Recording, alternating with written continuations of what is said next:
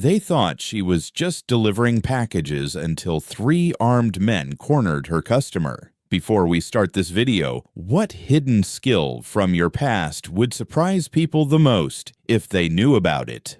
Drop it in the comments. Sarah Viper.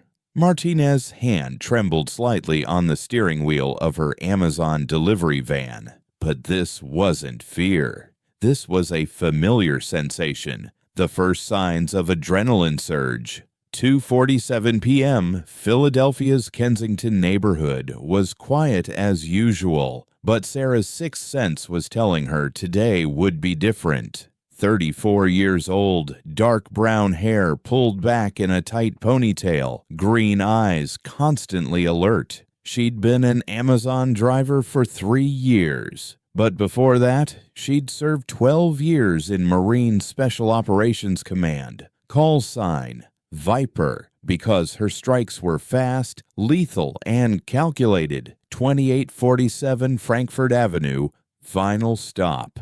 Package recipient Maria Gonzalez, a familiar name, mother of 2. As Sarah parked the van, she automatically scanned the area. Blue Dodge Challenger on the left, engine running, plates obscured. Empty lot on the right. Elderly woman at the window across the street. Normal, but something was wrong. 3 silhouettes in the Challenger. They were moving. And they were watching Maria's house. Sarah grabbed the package and walked to the door, but her hands were loose. Feet shoulder-width apart. 9 years of field experience had taught her to sense enemy presence. When she knocked, the Challenger's doors opened. "Maria, your package is here." "Coming, Sarah." But before the door opened, Sarah heard footsteps behind her. Heavy boots, quick steps. 3 people. Sarah slowly turned. The first wore a black hoodie holding a .38 snub nose. The second was heavily built with MS-13 tattoos on his arms, gripping a knife. The third was young, but his eyes were dead, professional killer type. "Hey, delivery girl," said the armed one. "Wrong neighborhood." Sarah's breathing deepened. Combat mode was activating. "Gentlemen, just delivering a package. No problems here." "Oh, but there is a problem." The MS-13 member laughed. "Maria owes money, and we're here to collect." Just then the door opened. Maria started to smile when she saw Sarah, but her face went white when she spotted the 3 men. "No, please. I already paid." The knife-wielding man lunged at Maria. "Liar." Sarah moved at that moment. 12 years of MARSOC training kicked in. Stepping forward with her left foot, she grabbed the armed man's wrists. Simultaneously, her right elbow struck under the man's chin. The gun fell to the ground. "Maria, get inside, now." The second man, the MS-13 member, attacked Sarah. He slashed his knife toward Sarah's chest. Sarah stepped back, the blade tearing her uniform. Then she grabbed the man's wrist with her left hand and twisted. Bone cracked. The knife dropped, but the third man wasn't running. He backed away and pulled a Glock 17 from inside his jacket. "Professional, huh?" he said in a cold voice. "Let's see how good you really are." Sarah dove as she grabbed the .38 and rolled behind a concrete barrier. The first bullet passed by her head. "Maria, call 911, now."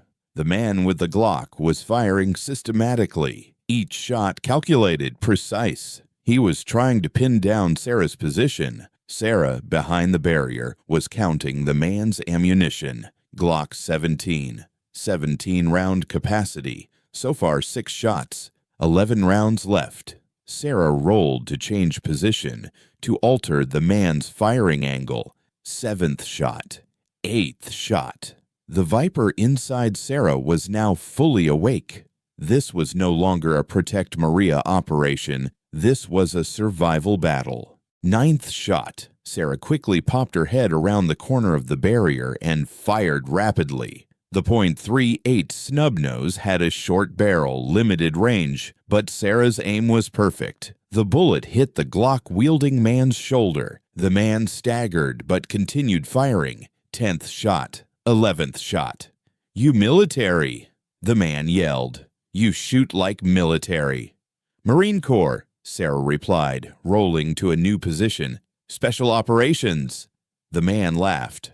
"I was Army Rangers. Afghanistan." Now this was personal warfare. Two veterans in the middle of the street. Life or death. 12th shot. 13th shot. Sarah calculated the man would have to reload. That moment would be Sarah's chance. 14th shot. 15th shot. 16th shot. Sarah waited for the 17th shot. It came. Then Sarah burst from behind the barrier. The man was trying to change magazines. Sarah had 3 seconds. She ran. Straight line. The man's magazine dropped. Panic as he tried to insert a new one. Sarah fired from 10 feet away. Chest shot. The man fell. The Glock slipped from his hand. Sarah approached, took the Glock herself. The man was still breathing. "Where's the rest of your crew?" Sarah asked. "Go to hell." "Wrong answer." Sarah pointed the Glock at the man's leg. "I asked nicely." Okay, just 3 of us. No backup." Sarah scanned the area. The MS-13 man was still on the ground groaning with a broken wrist. The first man, the armed one, was unconscious, but Sarah's ears caught a sound of engines in the distance. 2 cars, approaching fast. "Damn," Sarah muttered. "Back up." 2 black SUVs rounded the corner, Toyota 4Runners. 3 people got out of each. 6 men, all armed. Sarah was out of ammunition. No rounds in the .38, maybe 10 to 12 in the Glock. 6 men against her. The leader from the first SUV shouted, "Martinez, you killed our boy." Sarah was surprised. They knew her. "Who the hell are you?" "We know about you, Marine. Viper, right? We've been tracking you." This was no longer a random robbery. This was a targeted hit. But why? Sarah changed position to the corner of Maria's house. Better angle, more protection. "What do you want?" "You screwed up our Afghan operation back in 2019. Killed our contact." Sarah remembered. They had collapsed a drug network in Kabul, eliminated local collaborators. Those were military orders. That was our money. 6 men took position, 2 from the right, 2 from the left, 2 from the front. Classical pincer movement. Sarah was surrounded. The first fire came from the left. The familiar sound of AK-47s. Sarah hit the deck. Bullets pounded the wall. Fire also started from the right. Sarah was caught in the middle. She pulled out the Glock and fired at the man on the left. Hit him.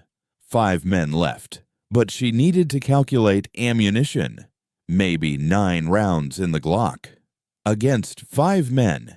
They were coming from the front. 2 men providing covering fire. 1 man flanking to approach Sarah. Sarah rolled, fired at the man on the right. Missed. Damn snub-nose training.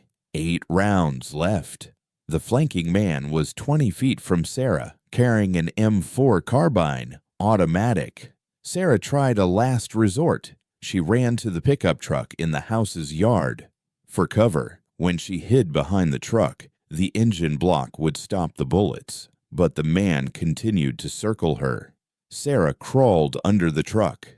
Surprise angle. She could see the man's legs. She fired. The man screamed and fell. 7 rounds left. 4 men left. But then, someone came from behind the truck. Sarah turned, a 7th man. They were 7, not 6. The man jumped on Sarah. Hand combat. Sarah dropped the Glock. The man was 200 pounds. Sarah was 140. There was a strength difference. But Sarah was MARSOC, hand-to-hand combat trained. The man tried to strangle Sarah. Sarah bent the man's finger. Small joint manipulation. The man screamed. Sarah slipped away. She got up, knee-kick to the man's jaw. The man staggered. Sarah grabbed the Glock from ground level, but the other 3 men were taking position. "Enough games," the leader yelled. "Light her up." 3 men fired simultaneously. Sarah slid under the truck. Bullets passed overhead. Sarah emerged from the other side of the truck. 3 men against her, 7 rounds. First man, 30 feet. Sarah double-tapped, chest and head. Down. 5 rounds left, 2 men left. The second man was looking for cover, but Sarah flanked and fired from a side angle. Hit him. 1 man left, the leader. 3 rounds left. "You think you won, Marine." The leader pulled out an RPG. Rocket-propelled grenade. "Holy shit," Sarah whispered. "Say goodbye to the whole block." Sarah tried a last resort. She sprinted directly towards him. Kamikaze run. The man fired the RPG. Sarah dove to the ground. The rocket passed over Sarah and hit the empty lot behind. Explosion. Sarah rolled closer to the leader, 10 feet. The man was pulling out his pistol. Sarah fired. Last 3 rounds, all chest shots. The leader fell. Sarah stood up. Her hands were shaking. She was out of breath. But she was alive. She looked around. 7 men, all down. But the neighborhood had turned into a battlefield. Sirens approaching. Multiple units. Maria came out of her house. Sarah, are you okay?" "I'm good, Maria. Stay inside until police arrive." When the first police car arrived, Sarah had her hands up, Glock on the ground, waiting. "Philadelphia police, hands up." "I'm Sarah Martinez. I'm the one who called 911. I'm the victim." Officer Morrison got out of the car. He knew Sarah from before. "Martinez, what the hell happened here?" Sarah gestured around. 7 hostiles, targeted assassination attempt, all neutralized. Morrison saw the carnage. Cars destroyed, bullet holes everywhere. 1 house damaged by RPG. "Jesus Christ, you did all this?" "Self-defense. They knew who I was. This wasn't random." Detective Johnson examined the scene. "Martinez, this looks like a war zone." It was. They were ex-military, Afghan connections. This was a revenge hit. For what? 2019 operation in Kabul, classified. Johnson looked at Sarah. "You're gonna need federal backup on this." 2 hours later, FBI Special Agent Patricia Kane was on the scene. "Staff Sergeant Martinez, your old commander speaks highly of you." "Ma'am." "This attack was coordinated. We've been tracking this cell for months. You just eliminated a high-priority target list. I was just delivering packages." "You were, but they brought the war to you." Kane gave Sarah a card. "FBI needs advisors with your skill set. Interested?" Sarah looked at the card. "I just want to deliver packages." "Martinez, you can't go back. They know who you are now. More will come." That night, Sarah sat in her house. Television news had her story everywhere. Amazon driver eliminates terror cell. Former Marine Special Operations. 7 hostiles neutralized. RPG attack in Philadelphia. Sarah turned off the TV. Her phone was ringing. "Sarah, this is Colonel Davis, your old CO. "Sir." "Heard about today. You okay?" "Yes, sir. Shaken, but operational." "Sarah, you can't stay civilian. Too many people know now. We need to bring you back in." "Sir, I'm done fighting." "Fighter, the fight found you. And 7 dead tangos later, you proved you never lost your edge." Sarah sighed. "What are you suggesting?" "Come back. Special assignment. Domestic counterterrorism. Use your skills where they're needed." Sarah looked out the window. Kensington neighborhood looked peaceful, but she knew it was an illusion. "I'll think about it, sir." "Don't think too long. Word is spreading. Other cells are already planning retaliation." Sarah hung up. Her quiet life as Amazon driver was over because some warriors can leave the battlefield, but the battlefield never leaves them. And sometimes the most dangerous delivery is the one that delivers you back to who you really are. What do you think Sarah should do? Try to continue her quiet life or accept her true identity and the danger that comes with it? Share your thoughts in the comments.